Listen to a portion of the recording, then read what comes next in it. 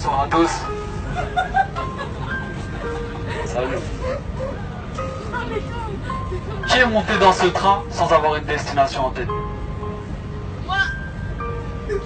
Toute personne qui prend le train ou qui prend sa voiture a une destination en tête. C'est vrai. Si tu montes dans le train sans destination, soit c'est que t'es perdu, soit que t'es un peu fou, quoi. C'est ça. T'es pas d'ici alors.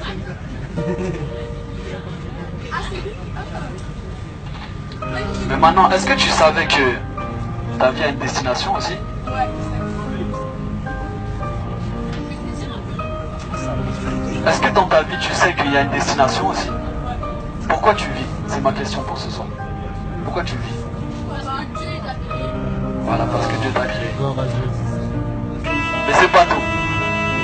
Il y en a qui vivent, ils travaillent, on se lève, on travaille, on dort, on se lève, on travaille, on dort toute ta vie. Pour avoir le téléphone, quand tu as le téléphone, tu veux la voiture. Quand tu as la voiture, tu veux la maison. Quand tu as la maison, tu veux une autre maison. Même quand tu as une femme, des fois tu veux une autre femme. Mais pour aller où?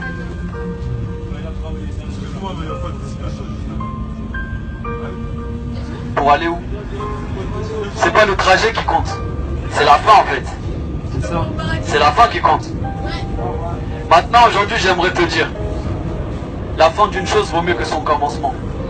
Peut-être tu commences avec l'argent, mais l'argent c'est pas la fin. La fin c'est la mort, parce qu'il est donné à tous les hommes de mourir une fois. Longtemps tu t'es préparé pour acheter ta voiture.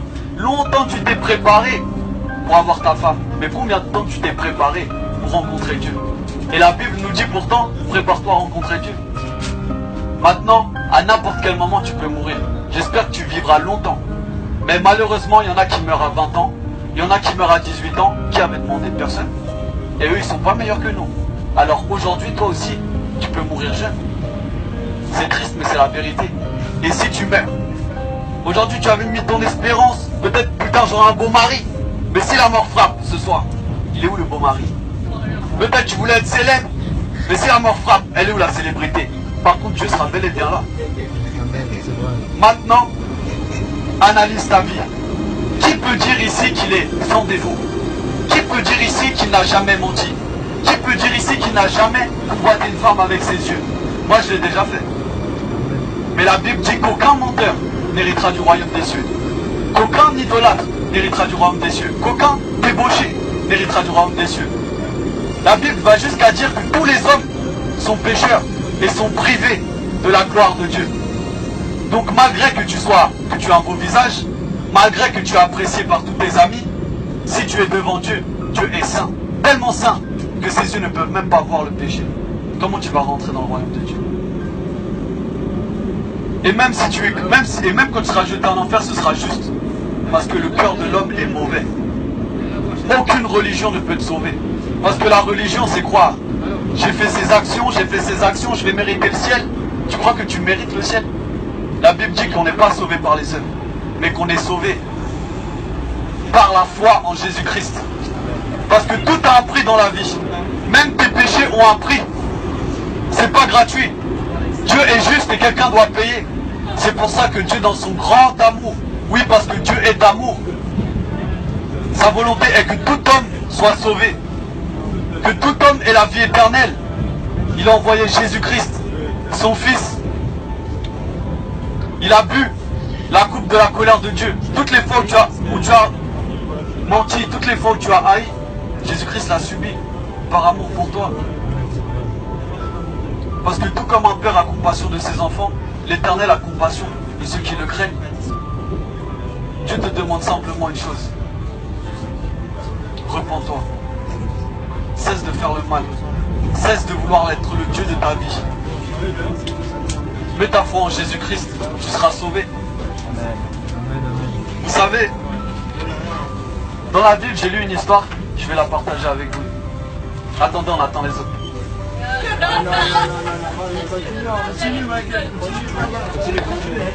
Les gens écoutent. Tu vois, il y avait une femme samaritaine. Elle était au bord d'un puits. Jésus-Christ, il passait par là, il avait faim, il avait soif, il aurait pu rentrer à la maison, manger, dormir. Mais comme il ne cherche pas ses intérêts, il est venu au bord de cette femme qui était au bord du puits pour lui parler. Tout comme moi, j'aurais pu rester à la maison. J'ai des frères, j'ai des soeurs, j'ai ma maman, j'ai mon père. Mais aujourd'hui, je suis là, je sais même pas quelle heure il est, je parle dans le train. C'est quoi la suite de l'histoire? La suite de l'histoire, c'est qu'en fait, cette femme, Jésus lui dit, si tu bois de cette eau, tu auras encore soif. Tous les jours, tu vas venir ici boire. Tu vas boire, tu rentres à la maison. T'as soif, tu retournes. Mais il a dit, mais si tu bois de mon eau, tu n'auras plus jamais soif. Moi-même, il y a 2 ans, j'étais comme cette femme. Le cœur de l'homme a soif. J'ai cherché la cigarette. J'ai fumé le cannabis. J'ai essayé de combler ce vide par l'amour des hommes. Je disais, être rebelle. Mais mon cœur n'est jamais satisfait. Tout comme si tu as la voiture que tu désires, tu ne seras pas satisfaite. L'homme vit d'espoir. Tu te dis peut-être plus tard, je serai plus heureux qu'aujourd'hui. Mais laisse-moi te dire, quand tu as 80 ans, quel espoir il te reste? Toi qui croyais un jour trouver le bonheur, tu ne l'as toujours pas trouvé, qu'est-ce qu'il te reste? C'est pour ça qu'il y a des personnes âgées qui sont aigries. Tu vois la mort s'approcher. Et qu'est-ce qu'il restera de tous tes biens? Qui va en profiter? Personne. Ta vie n'a été que du vent. Tes soirées n'ont été que du vent. Toutes tes relations amoureuses n'ont été que du vent. Parce que tu as construit la maison sur le sable. Mais Dieu veut que tu construises la maison sur le roc. Amen. Sur sa parole. Parce que Dieu n'est pas un homme pour mentir. Ce soir, qu'est-ce que tu feras de cette parole? Amen. Mets ta foi en Jésus-Christ. Et Dieu te promet la vie éternelle. Amen. Amen. Que Dieu vous bénisse.